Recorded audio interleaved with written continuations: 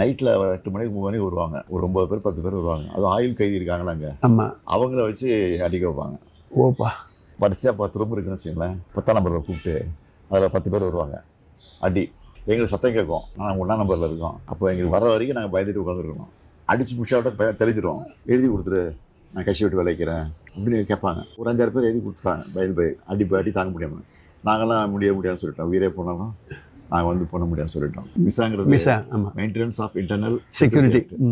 அது வந்து கோர்ட்டுக்கு போக முடியாது. இப்படி 4 மாதம் அப்படியே இருந்தோம். அதுக்கப்புறம் தலைவர் என்ன பண்ணார், ஜெயிலில் இருக்கிற எங்கள் குடும்பத்தெல்லாம் பார்க்கணும், கைதிகளை பார்க்கணும், அலோவ் பண்ணலைன்னா நாங்கள் ஜெயில் வாசல் வந்து உண்ணாவிரதம் போகிறோம் அப்படி தலைவர் அனௌன்ஸ் பண்ணிட்டார். பயந்து போய் என்ன பண்ணிட்டாங்க, இன்டர்வியூ கொடுத்தாங்க. ஃபஸ்ட்டு தலைவர் கொடுத்தாங்க. தலைவர் தான் பார்க்க மாட்டேன்ட்டார். கட்சிக்காரனா எவ்வளோ பேர் இருக்கான், என் பிள்ளைய பார்க்க ஃபஸ்ட்டு பார்க்க மாட்டேன், அவங்களெல்லாம் அலோவ் பண்ணுங்க, பண்ண பிறகு நான் பார்க்குறேன் சொல்லிட்டேன். அப்படி எல்லாரும் பார்த்த பிறகு என்ன பார்த்தாரு. அப்போ கூட வரும்போது நான் என்ன பண்ணேன், ஃபுல் கேஸ் ஷர்ட் போட்டு காயம், உடம்புல காயம் இருந்தது. காயம் இதெல்லாம் மிஸ் இதெல்லாம் அது சூப்பரண்டே சொல்லி அனுப்புகிறாரு.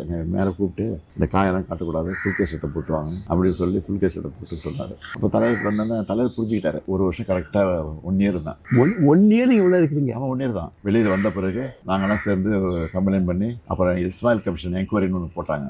அதில் போய் இதெல்லாம் நான் சொல்லியிருக்கேன், எல்லாம் பதிவாகிருக்கு. நான் 89 ஜெயிச்சு உள்ளே போகும்போது தலைவர் சிஎம்மாக இருக்காரு. அப்போ நான் இதெல்லாம்